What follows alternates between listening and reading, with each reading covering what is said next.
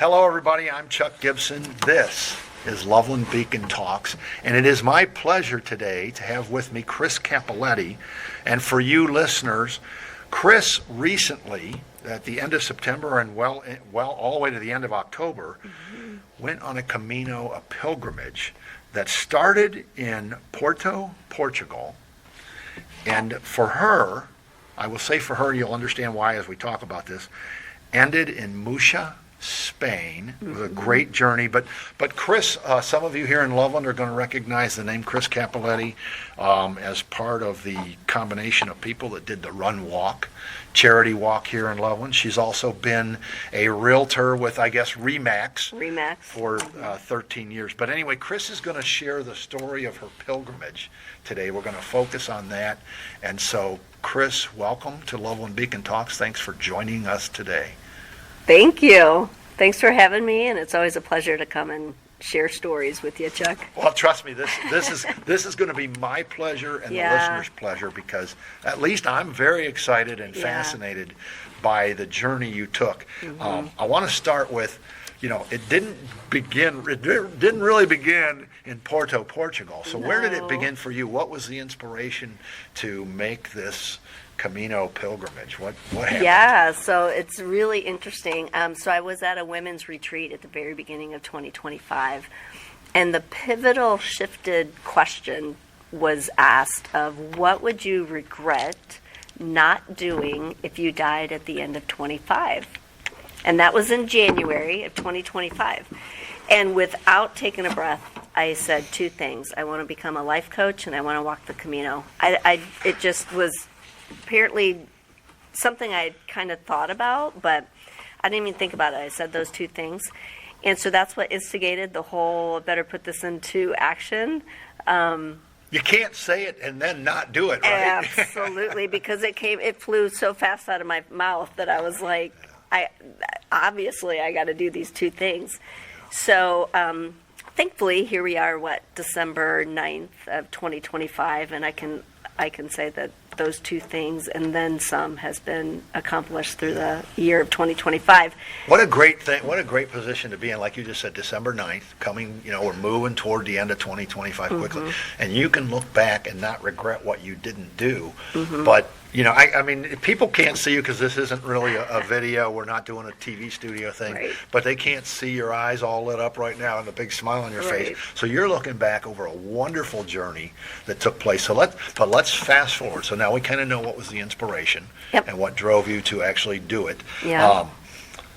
So let's fast forward to that month of September, and I say the month of September because you're going to get to the actual first day.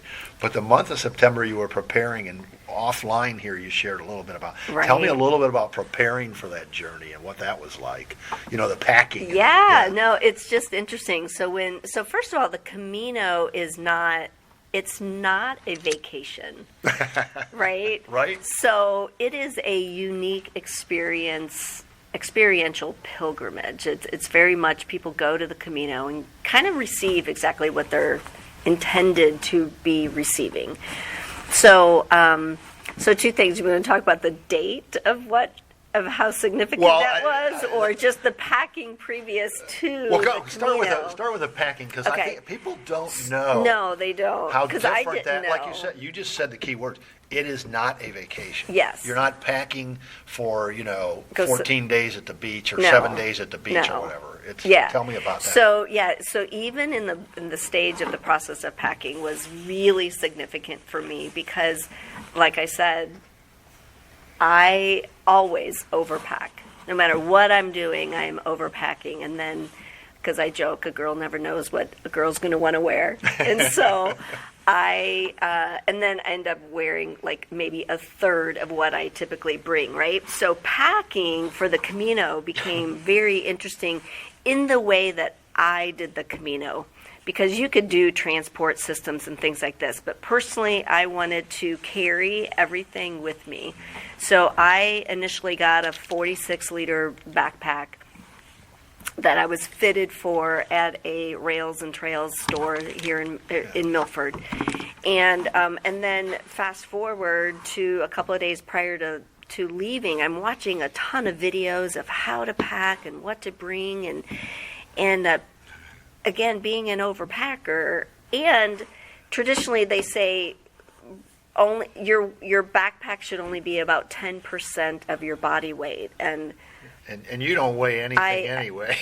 no, and I'm okay with saying the fact that I weigh 110. So do the math. That's not a whole lot of weight, but I ended up with about a 15 to 16 pound backpack, which was fine.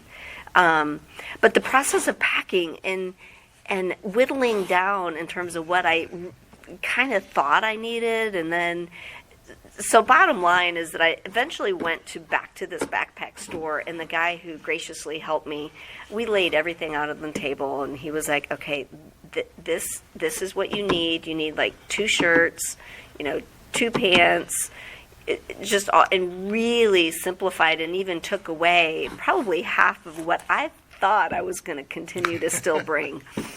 So eventually processed that, and you talked me through it, and it felt really good. And so I was like, okay, great. But the lesson before I even left Cincinnati was how much stuff, literally, materially and emotionally, of how much stuff we carry that no longer needs to be on our back. Yeah, in the way that we carry things. I think that's that obviously for you. Yeah. And I think for all of us, that's a huge lesson. It is. It's not just about like those physical clothes or materials that you're going to take. It's learning that lesson of what we carry with us, emotionally. Right, and all because that. the level of anxiety that I had in terms of just trying to figure out how to pack, which told me my unnecessary attachment to things. Right? So, you can take it there and just say, my level of anxiety was due to the attachment of things, which was a very interesting journal prompt. Oh, sure, yeah. Before I even left Cincinnati. Well, yeah, and that's it. You know what? There's a little piece, too. That again, for the listeners, Chris and I have talked offline. Plus, if you know Chris, you may have been following her on Facebook. So we're going to get into more details on what she shared on Facebook. But one of the other side notes, when you said before you even left Cincinnati, well, you left Cincinnati on a one-way ticket. Yeah. So that, and we're going to get into that. But so you got packed. Got packed. Comes to, so when did you, so you jumped on a flight and off to Spain, right? Yep. September 25th. Okay. My flight left at 6:30 in the evening, and my ultimate destination on the front end of this trip was Porto, Portugal. Oh, Portugal, so I that's flew right. from Cincinnati to Paris and Paris to Porto. So fast forward, leave at night, get into Porto the next morning, roughly 9 a.m. Wow. Yeah. Yeah. So I went on a one-way flight, which becomes a very integral part of the unfolding of my story. So I'm really glad that I listened to that internal prompting of not making a return flight, which was interesting because a lot of my friends they just couldn't fathom that idea. But I was like, I'm fine and completely at peace with it. So, well, as you know, it's not like we run around town together on a lot of social events, but I am proud to call you a friend, Chris. Yeah, and so certainly on Facebook, I'm like all those other friends. It's like we're seeing this message that says one-way ticket. It's like, is Chris coming back? What is this all about? So so you're not wrong when you say your friends were like, we couldn't fathom. Yeah. But anyway, it becomes but I connected a couple of people to an air tag that I put on my backpack. So I was like, at least you can track where I'm at, even if we're not communicating entirely. So that gave them some rest. Yeah. But yeah. Well, so now you're in Porto, Portugal. Yep. And then what was the first night? So I went with 2 nights in advance because I know with that kind of travel I wanted to readjust. We're 6 hours ahead with the time difference, so I didn't want to just blow right into the walk. Right. So I got there like 2 nights, and I initially stayed first in Porto in just my own private apartment Right. that I rented for the weekend, just so I can acclimate and kind of decompress myself. So that's what I did, and it was interesting because, I mean, just the first, when you're kind of on a spiritual pilgrimage, you know that there's going to be some sort of like, it's not going to be completely happy linear experience, right? So This is great. this is great all the time. That's just not how these things unfold. We started out with this is not a vacation. Absolutely. Right, And so, there's always something that challenges you. So I thought it was interesting. So on Friday and Saturday of that initial weekend, the day before I leave the States, I wanted to make sure my cell phone was going to convert being in an international environment. Right. And I went to the store. I have Spectrum. Went to the store. This guy did blah, blah, blah to my settings. He looks at me and he was like, "You're totally fine. Don't touch anything. Just go." And I'm like, okay, And I'm not Miss Techie girl, so I'm just trusting that. And so I get there, and I have no data roaming. I can't text anybody. The only way I can use my phone is when I'm connected to Wi-Fi, and I'm like, this isn't going to work because I need data roaming to connect my apps to kind of know how to navigate my hike, right? So fast forward with that, got it all figured out, but it was really interesting because there was a friend of mine that actually lives in Mount Washington, and his neighbors, Gina and Rob, who I had not met yet, but I knew they ironically were also going to be in Porto that weekend. Wow. So we all got connected, and I'm meeting these two people that live here in Mount Washington, but I'm finally meeting them for the first time in Porto. Thank God, because they were my rescuer, my lifeboat at that time, because I couldn't make phone calls anyway. We got my phone figured out, and through the generosity of Gina and Rob spending some time with me and calling Spectrum and getting it all figured out. So that was like a little anxiety trying to trip me up, number one. But that was I was going to ask you, Chris, so those first couple of days as you were acclimating, how was that? Well, I think we just got a kind of a taste of exactly. There was a lot of anxiety there. There was, but I was trying to just, again, stay in the moment and trust. I'm going on a one-way flight. I already have this, level of trust of just stay in the moment, because that's where the magic happens. That's where the answers come. And I'm just going to stay in the moment. So I did. Even amongst this anxiety, I would still walk around Porto and be like, take a left, right, or whatever. I figured it out, right? So that was the initial weekend. But Sunday night of that weekend, I move out of my apartment and I walk into the very first albergues, which is at a European hostel. And in my intention, being that I went solo, I wanted to immerse myself in the entire community of what a Camino experience is. And so I chose to do the albergues, which is communal living. Right. Like bunk bed galore. Like just imagine a big dorm room with. And So now, is that like, I can imagine a big dorm room. Well, Yeah. I imagine, so at college we got the girls' dorm Well, and the boys' dorm. interesting So you this say not- that. not- So my very first albergues, and they're all different. Yeah. Some were segregated, boys, Right. girls, whatever. But here's my first night in my first hostel in Porto. I get my key, I'm checking in, I go. In this particular hostel, there was rooms with just 2 bunk beds in each room. Wow. So I'm in there, and I'm the only person in this room. I'm just going with the flow, Yeah. showing up. Thank God I wasn't changing or anything, because in comes a guy. Right. And all of a sudden I realized, this is there's 2 bunk beds, and this is a co-ed. I was on the top bunk and this dude was on the bottom bunk. That's why I asked the And question. the Oh my bathrooms gosh. were not co-ed, but they, the showers had a door and a lock and da da da. So, I mean, it was safe. But here's the bottom line, too. Even to going solo as a female, I never felt unsafe. The that's Camino is a very, very safe place to go, whether you're going solo or within a group. I never because of the attitude and the culture. Everybody is so incredibly helpful and positive and never and unsafe being in those co-ed moments like that. Pretty amazing. Yeah, Pretty amazing. it really was. Well, I would hope, I mean, it's a pilgrimage.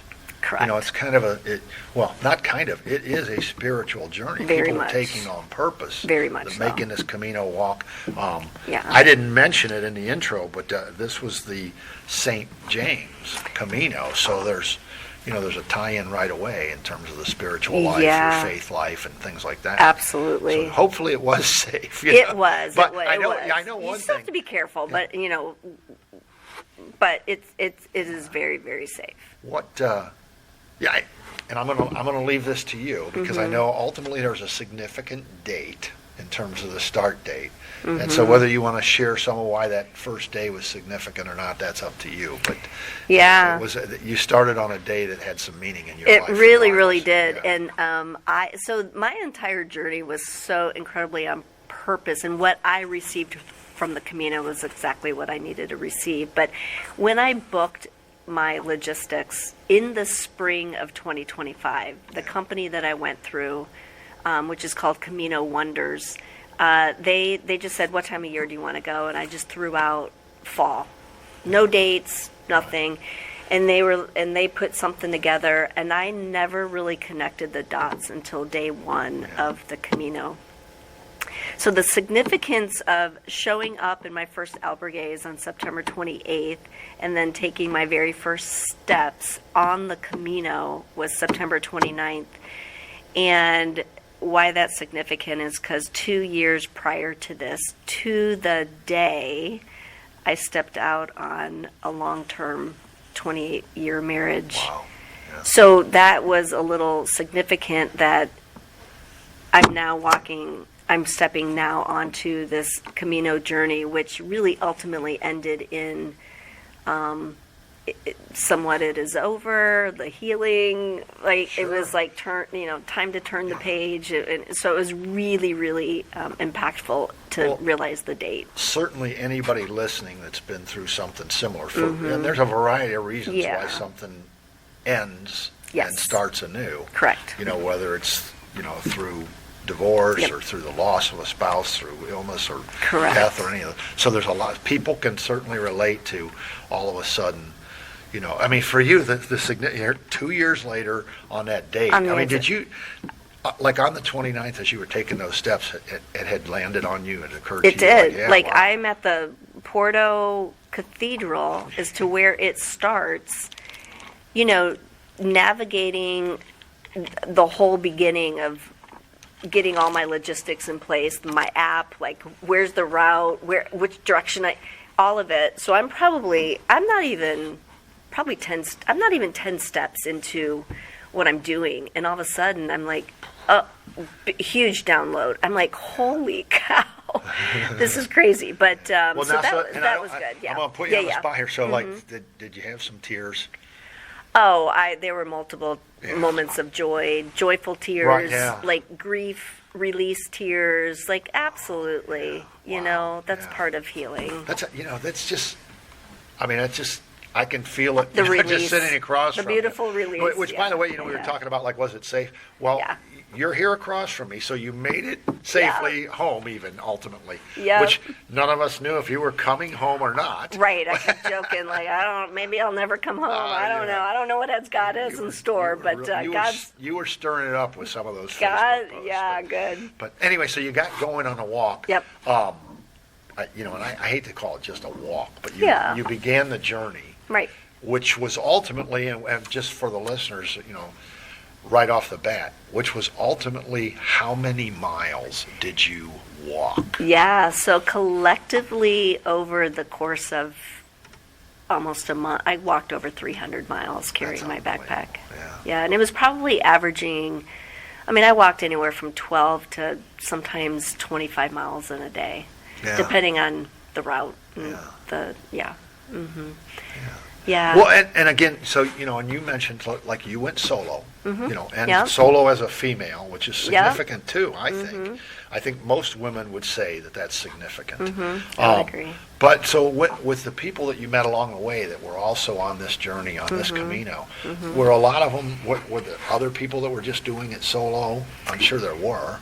There were a lot of different reasons, people in their different seasons, groups, solo. There were people from all over the world, which was really cool to just, no matter what the language was, we figured out how to communicate. There's translate apps and there's all kinds of thoughts. Yeah. So that was really cool. So yeah, I met people from everywhere. Yeah. And the cool thing was about the Camino is it just provided an environment where you just kind of cut to the chase. Yeah. And people's stories, like you just show up and I met one gentleman, we were kind of off track and somehow I kind of derailed and I'm on my app trying to figure out how to get back.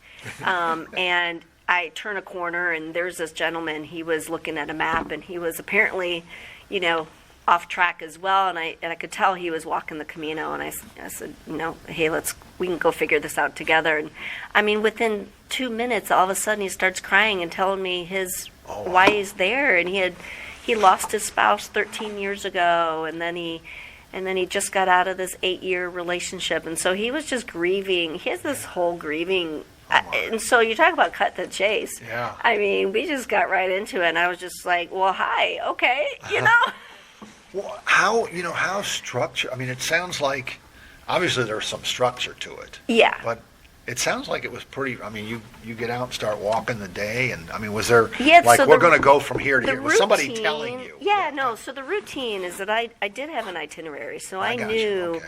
I knew every day, here's my start point, and here's my end point based on what city next I'm walking to. Right. So the routine was actually pretty simple, right? Okay, You get up, eat, walk, eat again, drink some espresso, go to bed, repeat, have amazing conversations. I love it.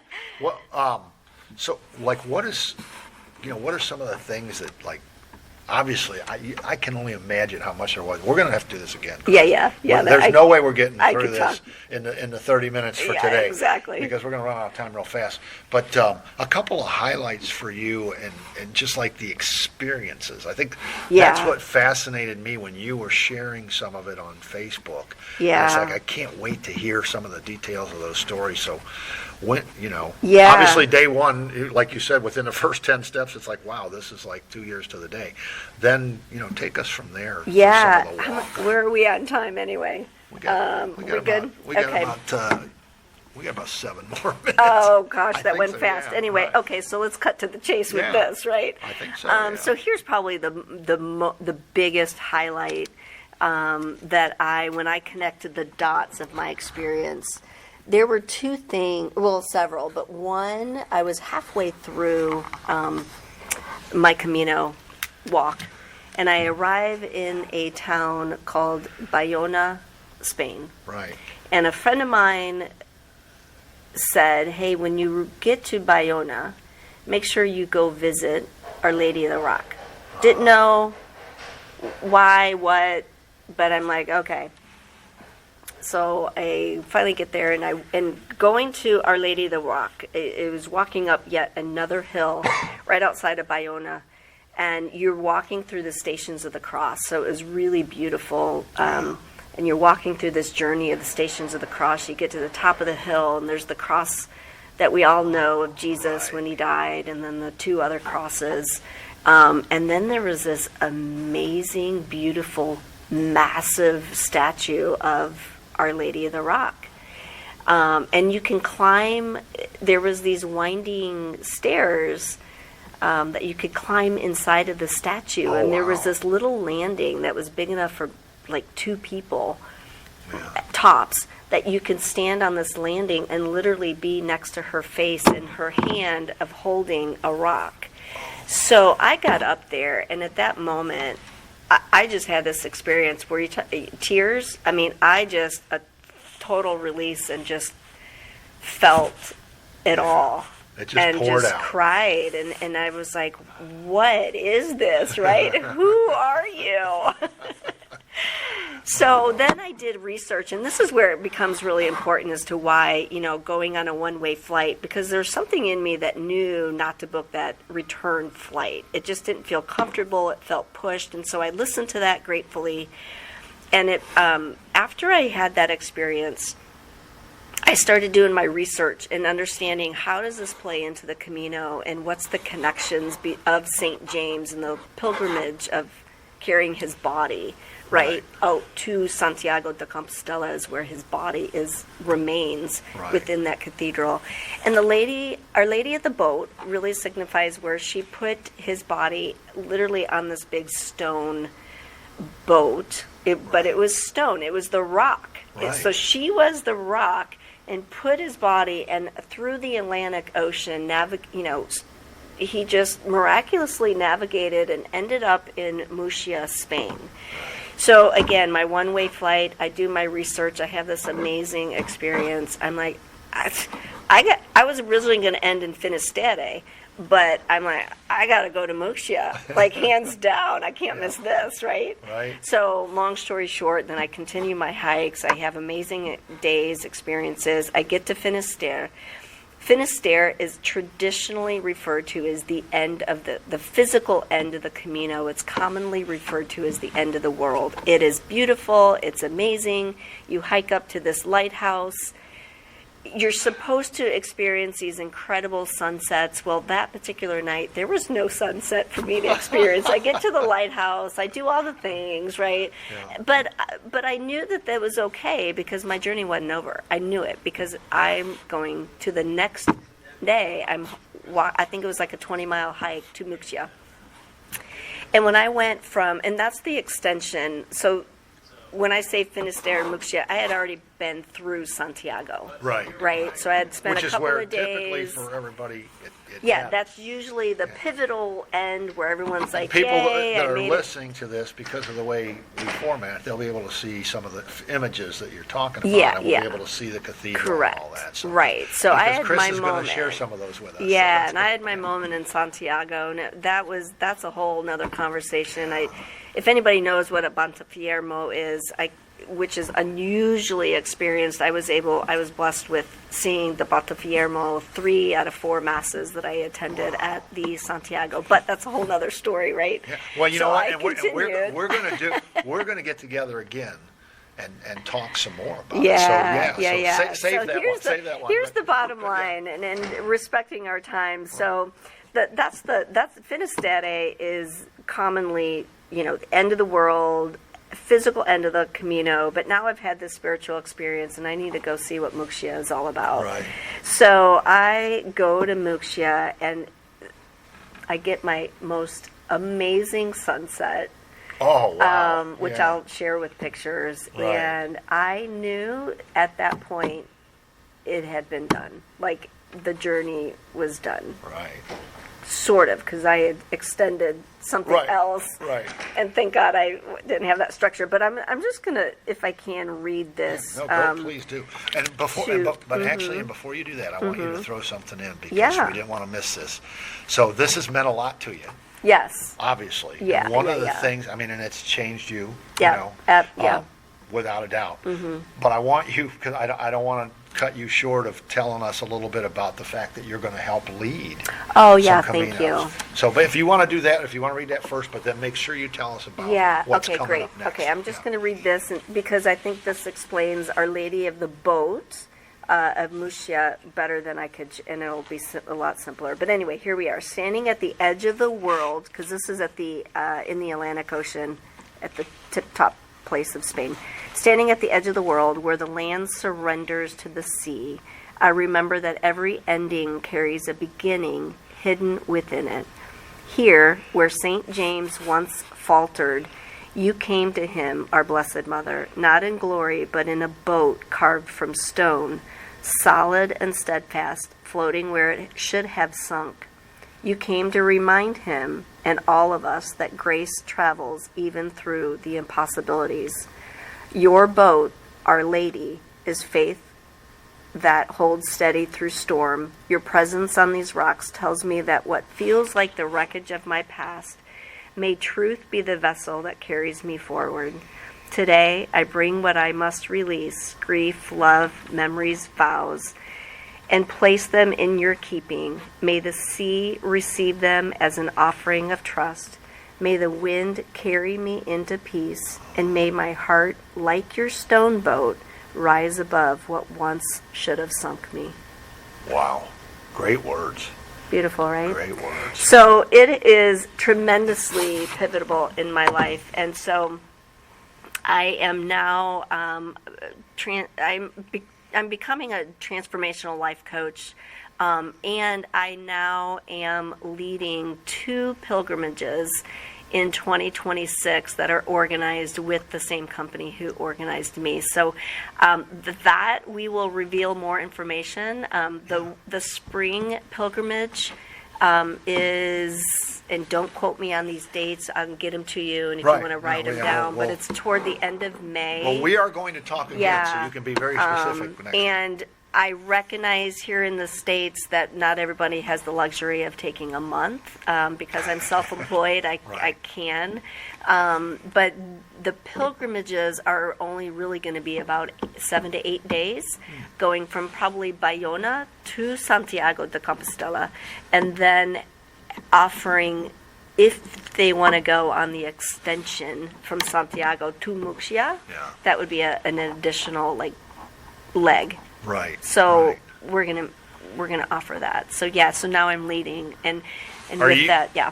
So are you in a position to say right now, I don't want to go, are you allowed to say, here's how you reach me, and I can provide more details? So Absolutely. It's Chris Cappelletti. Yep. If you have an interest from listening to this, or you've already been thinking about going on a pilgrimage, Chris Cappelletti. And how do they reach you? How does somebody reach out to you? You can call, text at 513-904 Right. 8706. That's direct to you. That's direct. Okay. That is my direct cell number. All right. And or you can email me at Chris Cappelletti. It's CAPPELLETTI. 2 T's. I missed that. Good old Italian name. So Chris P-P-L-L-T-T. Yeah, it's like Mississippi, right? Right.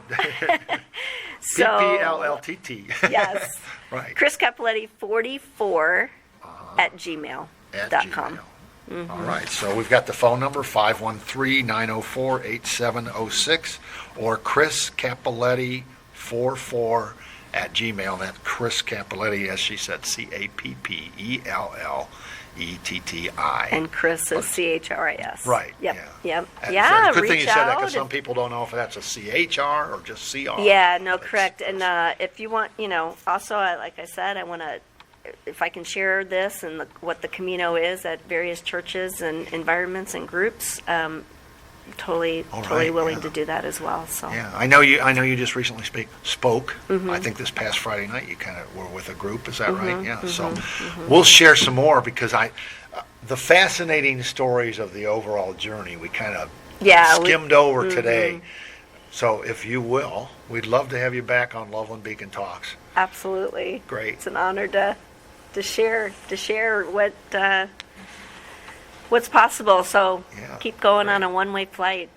Life is good. Well, and ultimately you picked a one-way flight back home too. So Yeah, so after Muxia, I did go to Fatima, so that was the other blessing. I know we're going to and talk we can about. talk We are about that definitely going too. to talk So about. thank God. our And lady after Fatima, it became very clear that okay, you can go home now. So that's when I came home. Perfect.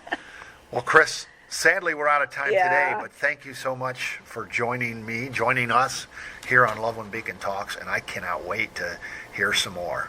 Thanks again. Absolutely, thanks. You bet.